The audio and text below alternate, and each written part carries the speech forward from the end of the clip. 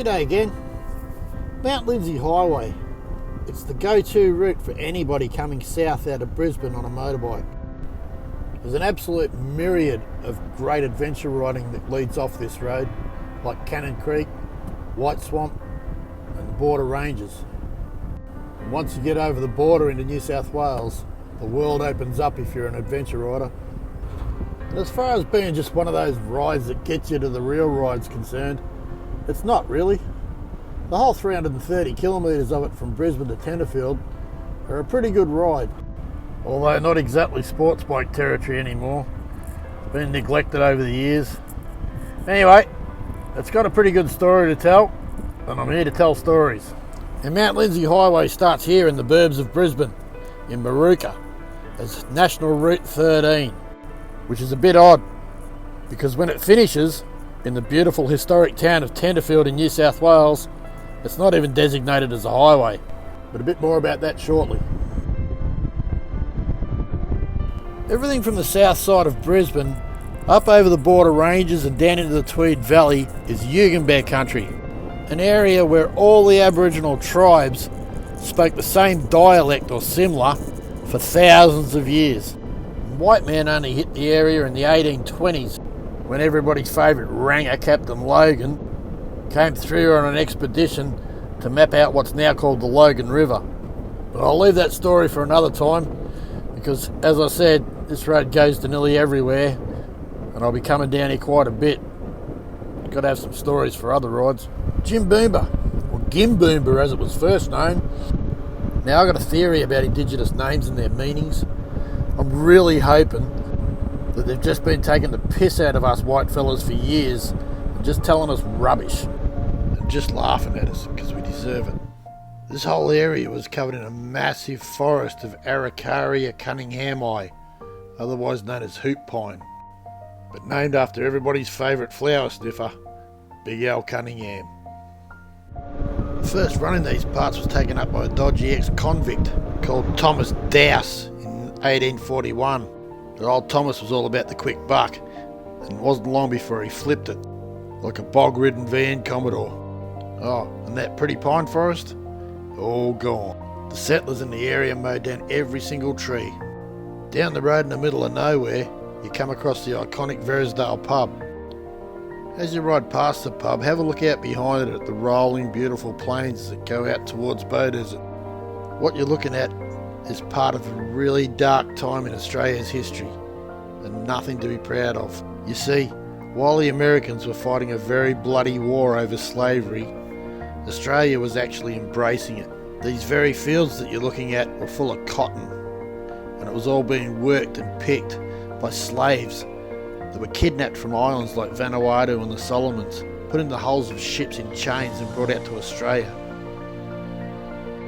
The Kanakas, as they called themselves, worked in plantations from Botany Bay to the tip of Cape York, and the local Aboriginal tribes couldn't stand them. In their eyes, the Kanakas had broken every protocol in the book by not asking permission to come onto their land.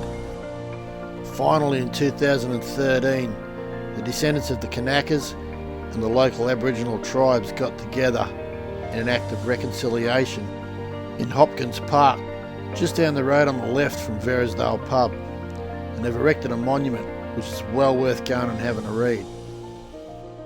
Have a think about all that, because there are still people around that deny it ever happened. Bow Desert, a town of around 8,000 people nowadays, and it bears the name of a sheep station started by Ned Hawkins in 1841. The town was actually first settled in 1847 and served as a rural epicentre for the Logan Valley. But it wasn't until 1888, when the train line came to town, that the town actually lit up. With the ability to take goods easily back into Brisbane, things went ahead in leaps and bounds. Now it's fair to say that actually following the original road, which was nothing more than a postal route ridden on horseback, is pretty near impossible. Take here at Laravel, for example. The road takes a pretty sharp right and heads down over the Logan River. A bit of common sense and local knowledge tells me there's no way that horse and carts went that way. I even suspect that the road actually comes directly south out of Bow Desert and went through Kerry and come back onto Christmas Creek Road. So that's kind of where I'm going now. Christmas Creek Road into Rathdowney. Rathdowney was named by Thomas Murray Pryor, who owned a freehold estate here from the early 1840s. The town was first settled in 1876.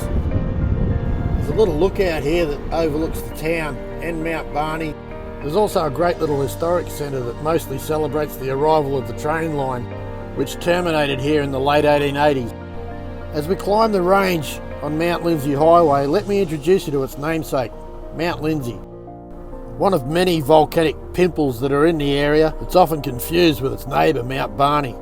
Patrick Logan and Big Al Cunningham came out here in the late 1820s, and Logan claimed Mount Barney as the source of the Logan River. Logan decided to climb Mount Barney and asked Big Al to come with him. Al graciously declined and sat down the bottom waiting for him, making daisy chains like a good botanist, or something like that. As you start the climb, there's a telltale sign of the old road. There's a sign here that says Old Mount Lindesay Road. Now, it's a dead end, but if you want a taste of how it was in the old days, just make sure it's good weather. It's not the best of roads. The Queensland side of this road is absolutely horrendous. I had my suspension settings woefully wrong on the ride coming up here recently, and the guy behind me said I was getting more air under my back tyre than a Chinese weather balloon could hold. Strangely enough, when you cross the border into New South Wales, it becomes a really nice hot mix.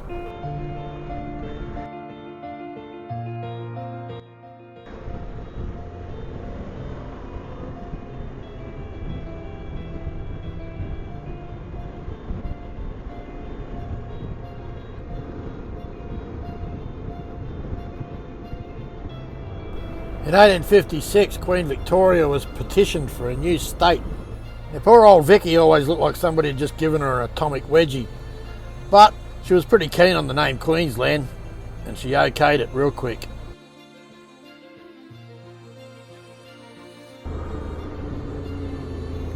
Bureaucrats back then were just the same as they are now, and surveying didn't start until 1865.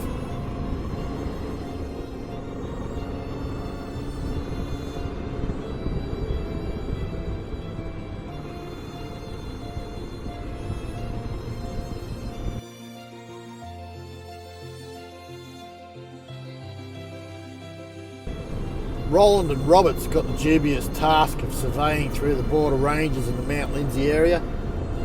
I reckon John Cameron got the better end of the stick. He did all the flat bits. The old survey markers were a little bit crude back then. The thing started looking a bit more technical by the time John Cameron got out to the corner.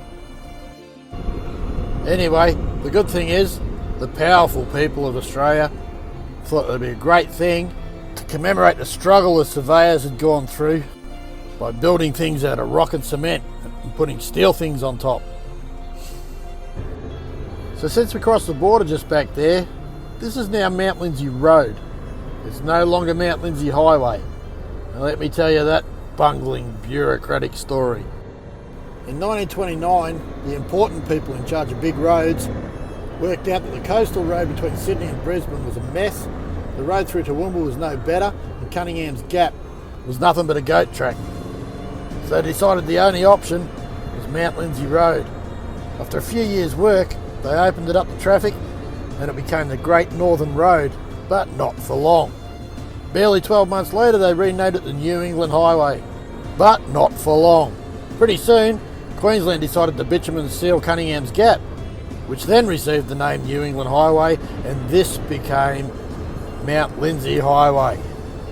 But in the early 80s, New South Wales decided that not enough people were using Mount Lindesay Highway, so they didn't want to designate it as a highway anymore, and they decided to downgrade it to Mount Lindesay Road, but Queensland refused, stopped calling it a highway, and here we are today.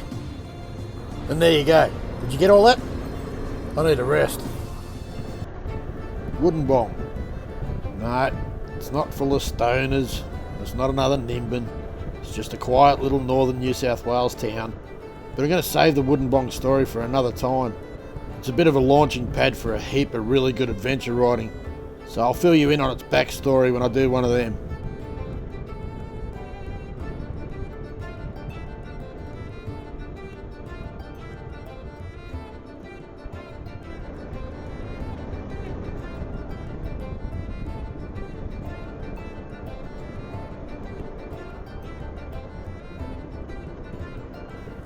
Part of that whole upgrade thing I told you about was the Karela Bridge. And it was completed in 1931. There's two more bridges at Wiley Creek and Maryland River that were also part of the upgrade.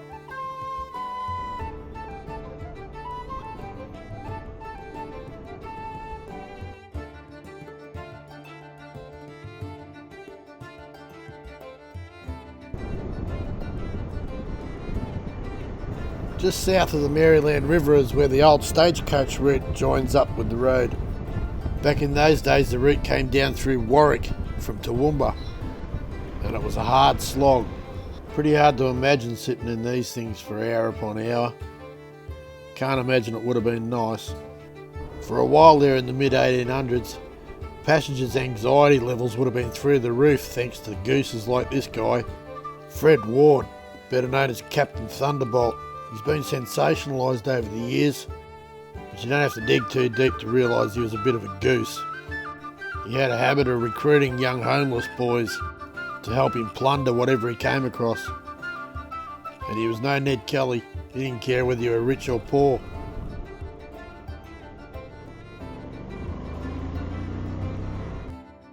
On the 25th of May 1870, Constable Alexander Walker caught him robbing some travellers down near Uralla and put a big hole through him. And that was the end of Fred.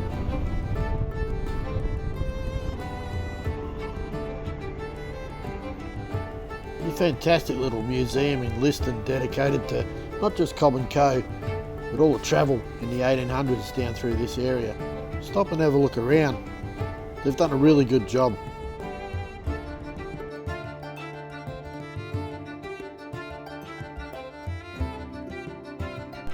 If you're interested, about 11 k's before you get to Tenterfield, you can have a stroll around the bush and have a look at Thunderbolt's hideout.